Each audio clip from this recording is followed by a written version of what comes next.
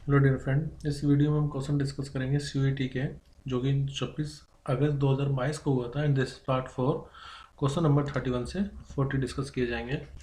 Question number 31 है, the spectral series to which the emission line belongs to when electron in hydrogen atom jumps from fourth energy to second energy state में उसको क्या नाम देंगे।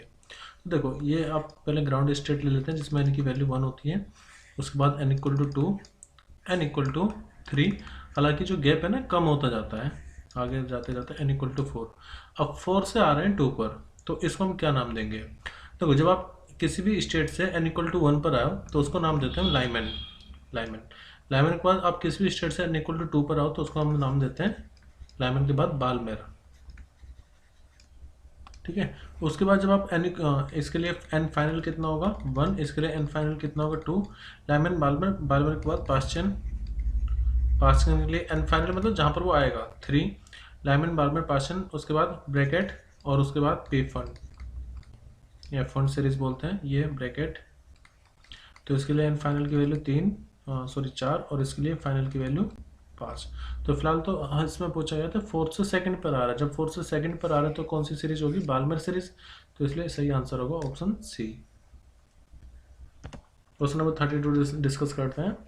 यहाँ पर list 1 energy दी हुई है और आपको बता रहा कि ये एनर्जी किससे रिलेटेड होगी। जैसे कि पहले मैं आपको जनरल फॉर्मूला बता देता हूँ कि nth ऑर्बिट में जो एनर्जी होगी वो होगी -13.6 अपॉन में n का स्क्वायर। तो अगर मैं n की वैल्यू 1 ले लूँ तो हम उसको बोलते हैं ग्राउंड स्टेट। ग्राउंड स्टेट तो उसमें आपकी जो एनर्जी आएगी ना वो आएगी -13.6 इलेक्ट्रॉन वोल्ट। कब, जब ग्राउंड पे है। अब ग्राउंड है तो ग्राउंड में कितनी आएगी -13.6। इसका मतलब मैं 2 को मिलाऊंगा 3 से। अब जैसे मैं 2 को 3 से मिलाऊंगा तो 2 को 3 यहाँ पर है और किसी में 2 को 3 दिख रहा है नहीं है, तो ये अपना आंसर हो जाएगा। तो ये तो होगी आप कॉम्पिटिटिव एग्जाम्स में कैसे आंसर करेक्ट करेंगे। बाकी और भी मिला लेते हैं कि भाई बाकी किसकी होगी। देखो, अगर आप n की वैल्यू को इन्फिनिटी ले लोगे तो ई इन्फिनिटी के लिए -13.6 अपॉन में इन्फिनिटी, 1 अपॉन इन्फिनिटी 0 होता है। तो ई इन्फिनिटी कितना हो जाएगा 0। तो इन्फिनिटी वाले को 0 से मिला दो। तो इसका मतलब थर्ड का फर्स्ट से मिलाएंगे, थर्ड का फर्स्ट आ रहा है, ठीक है। बाकी देख लेते हैं फर्स्ट एक्साइटेड स्टेट। देखो, जब वो फर्स्ट एक्साइटेड स्टेट बोल रहा है ना तो n की वैल्यू में 1 नहीं लेकर के 2 लूंगा। फर्स्ट एक्साइटेड स्टेट, पहले ग्राउंड स्टेट, ठीक है। तो ग्राउंड स्टेट के बाद आती है हमारे पास n इक्वल टू 2 जिसको हम फर्स्ट एक्साइटेड स्टेट बोलते हैं। तो इसका मतलब E2 जब आप निकालोगे तो -13.6 अपॉन में 2 का स्क्वायर यानी कि 4। तो -13.6 अपॉन कितना है 2 2 जा 4। तो ये आता है -3.40 इलेक्ट्रॉन वोल्ट, यानी कि हम 3.40 फर्स्ट एक्साइटेड स्टेट को इससे मिला दो। थर्ड एक्साइटेड स्टेट में आप n की वैल्यू 4 लो और जब आप इसको 4 लोगे तो ये आ जाएगा E4 -13.6 अपॉन में 4 का स्क्वायर, यानी कि आप -13.6 को डिवाइड कर रहे होंगे 16 से। तो 13 छोटा है 16 बड़ा है, मतलब जो भी आंसर आएगा वो 1 से छोटा ही आएगा। तो इसका मतलब वो आंसर आ जाएगा -0.85। I was talking about the magnitude. So इसका मतलब फोर्थ को हम किससे मिलाएंगे, फोर्थ को हम मिलाएंगे थर्ड एक्साइटेड स्टेट से, यानी कि डी का 4 हो जाएगा। तो हमने पहले बताया था ऑप्शन ए यहाँ पर सही रहेगा। नेक्स्ट क्वेश्चन है, in satellite communication the preferable range of frequency band for downlink. Downlink का मतलब होता है जब आप टावर से, मतलब टावर से सिग्नल किसी डिवाइस में आ रहे हो उसको हम डाउन लिंक बोलते हैं। अपलिंक मतलब जब मोबाइल से टावर सिग्नल की तरफ जा रहे हैं। तो अगर मैं आपको दोनों की बता देता हूँ, जैसे अप लिंक के लिए डाउन के लिए होता है 3.7 से 4.2 गीगाहर्ट्ज, अप लिंक के लिए होता है 5.9 से 6.4। तो यहाँ पर हमारा सही आंसर हो जाएगा 3.7 से 4.2, यानी कि डी ऑप्शन सही रहेगा। नेक्स्ट क्वेश्चन है 34, जो कि कम्युनिकेशन पर बेस्ड क्वेश्चन है। क्वेश्चन है, in transmission and receiving of the amplitude, मतलब आप ट्रांसमिट कर रहे हैं और उसके बाद रिसीव कर रहे हैं मॉड्यूलेशन ऑफ सिग्नल को, तो इनमें कौन कौन से स्टेप रहेंगे। तो मैं आपको सर्किट डायग्राम के अकॉर्डिंग बता देता हूँ। पहले देखो, ये स्टेज होती है कम्युनिकेशन सिस्टम की। पहले हम एम्पलीट्यूड, जो भी मैसेज सिग्नल होगा उसको हम कैरियर वेव के साथ ऐड करेंगे या कह लो सुपर इम्पोज करेंगे। उसके बाद पावर एम्पलीफायर में भेजेंगे, फिर एंटीना के थ्रू दूसरा एंटीना से एम्पलीफायर में, उसके बाद intermediate frequency stage, then receiver के पास जाएगा और एनवलप डिटेक्टर के होते हुए ये जाएगा message signal. Finally message signal आपको मिल जाएगा। तो पहला सबसे पहले काम क्या होता है कि जो एम्पलीट्यूड जो भी आपको मॉडिफिकेशन करना है, यानी कि मैसेज सिग्नल में हम कैरियर वेव को सुपर इम्पोज करेंगे। तो अब सब पढ़ लेते हैं। Modulated signal is fed to an antenna power necessary power through power amplifier before transmission. The signal is pass through rectifier. देखो रेक्टिफायर में तो हम यहाँ पर बाद में उसको भेजेंगे। Followed by an envelope detector to receive the message signal. The modulated signal is superimpose on frequency. देखो सबसे पहले काम अपना सी ही करेंगे कि हम जो मॉड्यूलेटिंग सिग्नल है उसको सुपर इम्पोज करवाएंगे फ्रीक्वेंसी करंट वेव के साथ। तो और डी ऑप्शन है after receiving antenna the receiving signal is fed to amplifier and ये सब बात की बात है। सबसे पहले क्या करें, मॉड्यूलेटिंग सिग्नल को फ्रीक्वेंसी कैरियर वेव के साथ सुपर इम्पोज करेंगे। तो सबसे पहले सी स्टेप होगा। अब आप ये देखो किन में से सी सबसे पहले आ रहा है, तो इसमें तो ए आ रहा है पहले, इसको हटा दो, इसको भी हटा दो। सी और डी ऑप्शन में सी स्टेटमेंट पहले आ रही है। अब उसके बाद बी आएगा, ए आएगा, वो देख लेते हैं। तो बी स्टेटमेंट कह रही है the signal is pass through rectifier followed by an envelope detector to receive the message signal। और a modulated signal is fed to an antenna after providing necessary power through power amplifier before transmission। तो देखो ये बात बिल्कुल सही है। जब आप मॉड्यूलेटिंग सिग्नल को फ्रीक्वेंसी कैरियर वेव के साथ सुपर इम्पोज करवाओगे तो उसको एक लॉन्ग डिस्टेंस तक भेजने के लिए आपको उसको एम्पलीफाई करना पड़ेगा, जिसके लिए आप उसमें पावर एम्पलीफायर के थ्रू उसको ट्रांसमिट करवाओगे ट्रांसमिशन से पहले, ठीक है ना। तो इसका मतलब सी के बाद कौन सा स्टेप हम फॉलो करेंगे, स्टेप ए, यानी कि modulated signal is fed to an antenna after providing necessary power through the power amplifier before transmission. तो इसका मतलब सी के बाद ए, तो इसका मतलब डी ऑप्शन हमारा सही रहेगा। फिर उसके बाद स्टेप डी आएगा आफ्टर रिसीविंग एंटीना, उसको हम सिग्नल के थ्रू एम्पलीफायर करवाएंगे। देन बी स्टेटमेंट की फाइनली आप उसको रिसीव करेंगे अपने मैसेज सिग्नल को। तो D C A D B ये सही स्टेप रहेंगे इसमें। क्वेश्चन नंबर 35 में आपको आइडेंटिफाई करना है कि ये किस चीज़ को रिप्रेजेंट कर रहा है। तो यहाँ पर ये एक तरह से कौन सा गेट है, नोर गेट। और ये नोर गेट है लेकिन इसका सिग्नल आउटपुट है। इसको हम एक्चुअली इन्वर्टर गेट भी बोल सकते हैं। पहले इसको देखते हैं। ये नोर गेट है, तो नोर गेट का जो आउटपुट होता है वो होता है ए प्लस बी का बार। अब होगा क्या है कि यहाँ पर दोनों सिंगल इनपुट है, तो ये बार है ना, मतलब कि जो वाई आउटपुट आएगा ये आएगा ए प्लस बी का बार। तो ये तो इनपुट हो गया, उसका कॉम्प्लीमेंट इसकी वजह से, क्योंकि यहाँ पर ये बार साइन आ रहा है। तो किसी भी इनपुट का कॉम्प्लीमेंट वह इनपुट हो जाता है ए। तो यहाँ पर ए प्लस बी का कॉम्प्लीमेंट किया जाएगा, ए प्लस बी आ जाएगा। इसका मतलब क्या हुआ कि एक और गेट की तरह ही बिहेव करेगा, यानी कि ऑप्शन ए हमारा सही रहेगा। नेक्स्ट है फॉर ट्रांजिस्टर एक्शन, आपको बताना है कि इनमें से कौन सी स्टेटमेंट सही है। देखो ट्रांजिस्टर की मैंने पूरी एक अलग से वीडियो बनाई हुई है, उसमें आप देखोगे सब क्वेश्चन इजीली टैकल कर लोगे। होता क्या है कि ट्रांजिस्टर में 3 रीजन होते हैं, एन पी एन, ठीक है, मान लेते हैं एन पी एन है। एक होता है इसमें बेस, बीच में एक एमीटर और एक कलेक्टर। एक्चुअली और इसका सिम्बलिक डायग्राम इस तरह से आप दिखा सकते हैं। एमीटर से मान लीजिए करंट आ रहा है, ठीक है, बेस ये और ये कलेक्टर। तो जो भी करंट फ्लो करेगा, जो भी number of charge carrier responsible हो गए, वो सबसे ज़्यादा होने चाहिए एमीटर में, ठीक है। तो एमीटर जो होता है ना वो हैवीली डोप होता है, हैवीली डोप्ड, जबकि जो बेस होता है वो लाइटली डोप्ड होता है, लाइटली डोप्ड। और जो कलेक्टर होता है वो मॉडरेटली डोप्ड किया जाता है, मॉडरेटली डोप्ड, ठीक है। दूसरा एक और चीज़, ये तो डोपिंग के बारे में मैंने बात बताई आपको। दूसरा इनका जो एक तरह से ये साइज की बात करें तो जो बेस रीजन होगा ना वो सबसे ज़्यादा पतला होगा, सबसे ज़्यादा थिन होगा इन सब में, ठीक है। और जो मॉडरेटली डोप्ड है वो उसका जो एरिया होगा या उसका जो साइज होगा वो सबसे ज़्यादा होगा, यानी कि लार्जेस्ट कह सकते हैं इसको हम। और ये रहेगा मॉडरेट साइज, मॉडरेट साइज। अब सही ऑप्शन चूज करते हैं। अब चलते हैं ऑप्शन मतलब स्टेटमेंट पे। पहले statement the base reason must be very thin and lightly doped, बिल्कुल सही, थिन भी होनी चाहिए और लाइटली डोप भी होना चाहिए। तो स्टेटमेंट ए बिल्कुल सही है। जब स्टेटमेंट ए बिल्कुल सही है तो इसको हटा दो, इसको हटा दो, क्योंकि इसमें ए तो आ ही नहीं रहा है ना। सी और डी को मैंने हटा दिया। अब चलते हैं आगे। Base emitter and collector region should have same size but different doping concentration. तो मैंने आपको बताया था सेम साइज नहीं होता है, एमिटर मॉडरेटली साइज होता है और लार्जेस्ट साइज किसका होता है, कलेक्टर का। तो सेम साइज नहीं कहेंगे हम, तो इसलिए स्टेटमेंट बी हो गई हमारी गलत।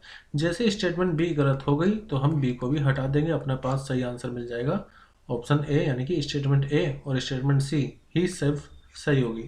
ये तो होगी जल्दी से जल्दी आप अपने आंसर को कैसे कंक्लूड करें। बाकी स्टेटमेंट देख लेते हैं। सी स्टेटमेंट है the collector junction is reverse bias and emitter junction is forward bias, base emitter and collector region should have different size but same. देखो सेम डोपिंग कंसंट्रेशन तो होगी ही नहीं। E statement both the emitter junction as well as collector junction are forward bias, ऐसा नहीं है, एक को फॉरवर्ड करो और एक को रिवर्स करो, तो इसलिए स्टेटमेंट ए और सी ही सिर्फ सही है। नेक्स्ट है question number 37, the electron and hole concentration in an extrinsic semiconductor in thermal equilibrium, इनमें से क्या आंसर सही होगा ये आपको बताना है। तो ये बहुत जनरल इक्वेशन है। इसमें होता है कि अगर कोई एक्सट्रिंसिक सेमीकंडक्टर है तो उसमें Ne इंटू NH Ni के स्क्वायर के इक्वल आता है, ताकि दोनों तरफ डायमेंशनली इक्वेशन करेक्ट हो। तो इसलिए हमारा सही आंसर होगा option A, Ne into NH will be equal to Ni का स्क्वायर। क्वेश्चन नंबर 38 जो कि जीनर डायोड पर बेस्ड है। Zener diode having voltage, Zener voltage 12 volt है और मैक्सिमम करंट है 40 मिली एम्पियर का। इसको हम यूज़ कर रहे हैं अनरेगुलेटेड पावर सप्लाई जो कि 19 वोल्ट की है, as shown in figure. The minimum value of series resistance R required when the load resistance is 400 ohm is connected across the Zener diode so that the Zener diode जले ना। तो आपको बताना है कि आर की वैल्यू कितनी होनी चाहिए। तो देखिए ये जो बैटरी है इसकी वोल्टेज कितनी है 19, तो ये 19 मतलब मैं कह सकता हूँ ये पर्टिकुलर पॉइंट किस पोटेंशियल पर होगा 19 वोल्ट पर। ये जीनर डायोड की वोल्टेज आपको कितनी है 12, तो इसका मतलब ये पर्टिकुलर पॉइंट किस पॉइंट पोटेंशियल पर होगा 12 पर। अब आप यहाँ से यहाँ तक कोई भी रेजिस्टेंस नहीं है तो ये पॉइंट भी कितने पर होगा 12 वोल्ट पर। ओके, RL की वैल्यू हमें दी हुई है, लोड रेजिस्टेंस की वैल्यू है 400 ओम और हमें गिवन है कि जो करंट है मैक्सिमम करंट वो कितना है, वो है 40 मिली एम्पियर। दूसरा ये जो तीनों नीचे पोटेंशियल आप देखोगे सब 0 0 पर होगा, क्योंकि ये 0 ये भी 0 और यहाँ पर भी 0 ही रहेगा। ओके नाउ अब एक काम करते हैं, यहाँ पर मान लेते हैं जो करंट है आई है और इस वाले पोर्शन में जो लेट से करंट बह रहा है वो फ्लो कर रहा है लेट से I1 और मैं इसमें मान लेता हूँ इसमें करंट जा रहा है I2। तो अगर मैं I1 की वैल्यू निकालूँ तो वो क्या होगा, यहाँ पर वोल्टेज कितना है और रेजिस्टेंस कितना है कि 12/400, तो 12/400 का मतलब हो गया 3/100 या फिर 30 मिली एम्पेयर भी कह सकते हैं उसको। तो यहाँ पर I1 करंट जा रहा है 30 मिली एम्पेयर, ठीक है। और I2 मैं ये मान लेता हूँ इसमें जो मैक्सिमम करंट जा रहा है वो कितना था 40 मिली एम्पेयर। हमें फाइंड करना है कि I की वैल्यू कितनी, ये रेजिस्टेंस फाइंड करना है तो ये I कितना होगा वो फाइंड करना है। अब देखो यहाँ से यहाँ पर जो करंट जा रहा है I1 वो 30 है 30 मिली एम्पेयर और यहाँ पर जो करंट है वो है 40 मिली एम्पेयर। अब ये दोनों जो करंट है किससे मिलके बने हैं I से, तो I की वैल्यू किसके बराबर होगी 40 प्लस में 30 मिली एम्पियर के इक्वल, यानी कि I बराबर होगा 70 मिली एम्पियर। कहने का मतलब बैटरी से इतना करंट निकल रहा होगा 70 मिली एम्पियर का करंट। अब आप यहाँ पर देखो इस पॉइंट के क्रॉस, इसके क्रॉस पोटेंशियल कितना है यहाँ पर 19 माइनस 12 कर देंगे, potential difference V equal to IR ना। तो पोटेंशियल डिफरेंस कितना होगा 19 में से 12 माइनस कर दो, 19 माइनस 12, I 70 मिली एम्पियर को 10 की पावर -3 लिख लो इंटू में रेजिस्टेंस R। 19 में से 12 जाएंगे तो कितना बचेगा 7/70 गुना में 10 की पावर -3 इक्वल टू R। तो यहाँ से सोल्व करने पर R की वैल्यू कितनी आ जाएगी 100 ओम। तो हमने क्या करा, पहले हमने ये फाइंड करा कि लोड रेजिस्टेंस में कितना करंट जा रहा था। जीनर डायोड के थ्रू जो करंट है वो हमें गिवन था 40 मिली एम्पियर, उन दोनों को ऐड करके हमने फाइंड किया कि बैटरी से और इस रेजिस्टेंस R से कितना करंट जा रहा है 70 मिली एम्पियर का। फिर हमने V इक्वल टू IR लगा करके दोनों का पोटेंशियल डिफरेंस देखा 19 माइनस 12। I की वैल्यू हमने पहले फाइंड कर ली थी 70 मिली एम्पियर, उससे हमने R फाइंड किया जो कि 100 ओम आएगा। नेक्स्ट क्वेश्चन है 39, लिस्ट 1 और लिस्ट 2 दो लिस्ट हैं, आपको मैचिंग करनी है Zener diode, photo diode, solar cell, LED की। तो यहाँ पर देखो जीनर डायोड, अभी इससे पहले हम जीनर डायोड पर क्वेश्चन कर रहे थे। जीनर डायोड ना वोल्टेज रेगुलेटर का काम करती है और हमेशा रिवर्स बायस में इसका इस्तेमाल करता है। आप ये देखो रिवर्स बायस और रेगुलेटेड वोल्टेज कहाँ पर आ रहा है। तो अगर आप थर्ड स्टेटमेंट को देखो heavily dope operates in reverse bias as voltage regulator, तो इसका मतलब 1 ओम 3 से मिला देंगे, 1 ओम मिलाओ 3 से, क्योंकि जीनर डायोड हैवली डोप भी होती है, रिवर्स बायस में इस्तेमाल करती है और वोल्टेज रेगुलेटर की तरह इसको इस्तेमाल किया जाता है। अब आप देखो A का 3 किस में आ रहा है, A का 3 सिर्फ D में आ रहा है, D अपना आंसर हो जाएगा। बाकी भी चेक कर लेते हैं। फोटो डायोड, फोटो डायोड मतलब अगर आप इस पर ऑप्टिकल सिग्नल को ये इलेक्ट्रिकल सिग्नल में कन्वर्ट करती है, तो फोटो डायोड को हम हमेशा इस्तेमाल करते हैं इस तरह से कि उस पर लाइट आकर के गिरे और वो उस लाइट को सिग्नल को इलेक्ट्रिकल सिग्नल में कन्वर्ट करते हैं। तो इसलिए फोटो डायोड को हम किससे मिलाएंगे, फोर्थ से, fabricated with a transport window to allow light to fall on it, ताकि लाइट उस पर आकर के गिरे। सोलर सेल में वैसे तो कोई बाइसिंग होती नहीं, और ये सोलर सेल क्या काम करता है, लाइट सिग्नल को इलेक्ट्रिकल सिग्नल में कन्वर्ट करता है और कोई बाइसिंग इसमें रिक्वायर्ड नहीं होती है। इसलिए हम सी को किससे मिला देंगे, सी को मिलाएंगे 2 से, no external biasing is required. और एलईडी को हम हमेशा फॉरवर्ड बाइस में कनेक्ट करते हैं और हैवली डोप होता है, तो डी को हम मिलाएंगे 1 से, heavily dope operates in forward bias. Question number 40, a coil of 200 turns area आपको गिवन है, is rotated uniformly in the magnetic field 0.4 goes perpendicular to the axis of the coil at the rate of 7 rps. The maximum induced EMF आपको बताना है। Induce का formula, EMF का formula होता है minus के डी फाई अपॉन में dt, और माइनस डी अपॉन dt ये फ्लक्स होता है B इंटू में एरिया इंटू में बी ए इंटू में कोस ओमेगा टी भी आप इसको लिख सकते हैं। एक्चुअली जो मैग्नेटिक फ्लक्स होता है वो डॉट प्रोडक्ट पर डिपेंड करता है, मैग्नेटिक फील्ड और एरिया के डॉट प्रोडक्ट पर, जिसको आप बी ए कोस थीटा भी लिख सकते हैं। थीटा क्या होगा, थीटा होगा angle between magnetic field and the normal vector of the area, तो वो होता है थीटा। अब आप ये देखिए EMF अगर आपको निकालना तो आपको यहाँ पर डिफ्रेंसिएशन करना पड़ेगा, बी और ए तो कांस्टेंट रहेगा, उसको तो निकाल लो बाहर। कोस ओमेगा टी का टाइम के रेस्पेक्ट में डिफ्रेंसिएशन करोगे तो कोस का डिफ्रेंसिएशन आता है साइन ओमेगा टी, और फिर आप ओमेगा टी का डिफ्रेंसिएशन करोगे तो वो कितना आ जाएगा, ओमेगा, ठीक है ना। ओके, अब मैक्सिमम वैल्यू की अगर मैं बात करूँ तो वो आएगी बी ए ओमेगा साइन ओमेगा टी, ये मतलब EMF आ गया। और अगर n नंबर ऑफ टर्न्स हैं तो वो कितना आ जाएगा, माइनस के n बी ए ओमेगा साइन ओमेगा टी। एक और चीज़, कोस का डिफ्रेंसिएशन माइनस आता है तो ये साइन चेंज हो जाएगा, हालांकि अपने आंसर पर कोई फर्क पड़ेगा नहीं।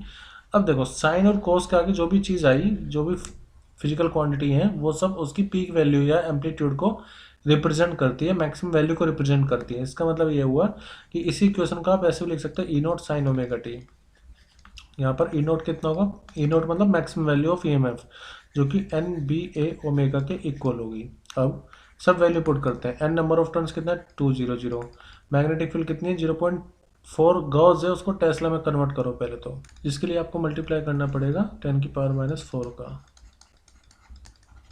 तो ये हो गया बी। एरिया कितना है, तो एरिया 0.20। अब देखो ओमेगा ना आपको RPS में दिया हुआ, ओमेगा RPS में, तो रेडियन पर सेकंड, ये आपको 7 गिवन है। एक्चुअली ये ना रिवोल्यूशन है, आपको उसको रेडियन में कन्वर्ट करने के लिए 2 पाई से मल्टीप्लाई करनी पड़ेगी, तो 7 × 2 पाई। जब आप इसको सोल्व करेंगे तो जो पीक वैल्यू होगी it will become equal to 7.04 × 10⁻⁻2 volt. तो ऑप्शन डी हमारा करेक्ट आंसर होगा। मैं आशा करता हूँ कि जितने भी क्वेश्चन हमने इस पार्ट में डिस्कस किए हैं वो सब आपको क्लियर हुए होंगे। अगर फिर भी कोई डाउट है तो आप मुझे कमेंट करके अपना डाउट पूछ सकते हैं, और अगर आपको सब कुछ समझ में आ गया है, सब कुछ क्लियर है और कुछ नया सीखा है तो लाइक करके मुझे ज़रूर बताएं। Thank you everyone, bye and take care.